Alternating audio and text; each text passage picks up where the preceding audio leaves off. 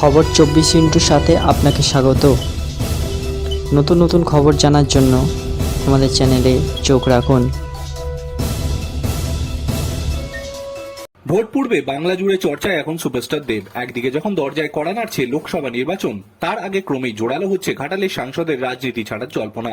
তৃণমূলের টিকিটে পরপর দুবারের সাংসদ তিনি, তবে সেই দেবই নাকি এবার আর ভোটে লড়ছেন না। এই নিয়ে একাধিক ইঙ্গিতপূর্ণ পোস্টও করেছেন তারকা।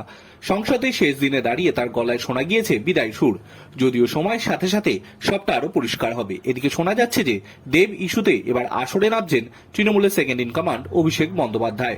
সূত্রের খবর, আগামী শনিবার ঘাটালের তৃণমূল সাংসদের সঙ্গে বৈঠকে বসছেন সাংসদ অভিষেক বন্দ্যোপাধ্যায়। সমস্যা সমাধানেই এই বৈঠক বলে জানা যাচ্ছে। মমতা বন্দ্যোপাধ্যায়ের গুড বয়কে ধরে রাখতেই এই বৈঠক, এমনটাই মনে করছে রাজনৈতিক বিশেষজ্ঞরা। বেশ কিছুদিন থেকেই দেবের তৃণমূল ছাড়ার জল্পনা নিয়ে শোরগোল রাজনীতি অন্দরে। আবার এরই মধ্যে লোকসভায় ঘাটাল মাস্টার প্ল্যান নিয়ে সরব হন ঘাটালের সাংসদ। বৃহস্পতিবার দুপুরে সাংসদের বক্তৃতায় দেব বলেছিলেন, আমি থাকি বা না থাকি ঘাটাল আমার হৃদয় থেকে যাবে। বরাদ্দ টাকা মঞ্জুরের করে কাজ যেন শুরু হয়ে যায়। প্রসঙ্গত বুধবার একটি ভাইরাল ক্লিপে দেবের নাম সামনে আসে।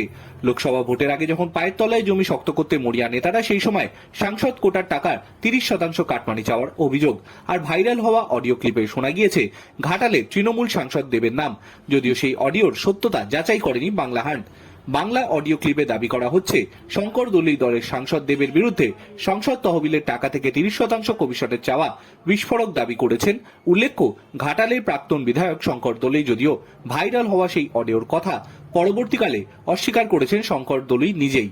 ওদিকে ভাইরাল হওয়া অডিও ক্লিপে কণ্ঠস্বর কার, সেই প্রসঙ্গে তৃণমূল সাংসদ দেবের প্রতিনিধি রামাপদ মান্নাকে প্রশ্ন করা হলে তিনি জানিয়েছেন, গলাটা শুনে যেটা মনে হচ্ছে ওটা হচ্ছে প্রাক্তন বিধায়ক আমাদের ঘাটালের, ওনার গলা প্রাক্তন বিধায়ক শঙ্কর দলুইয়ের, ওনার গলাই লাগছে এটা।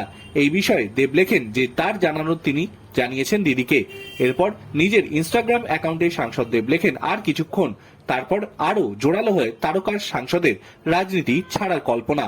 অডিও কাণ্ডের পর দেবকে আক্রমণ শানাতে অবশ্য দেরি করেনি বিরোধীরা।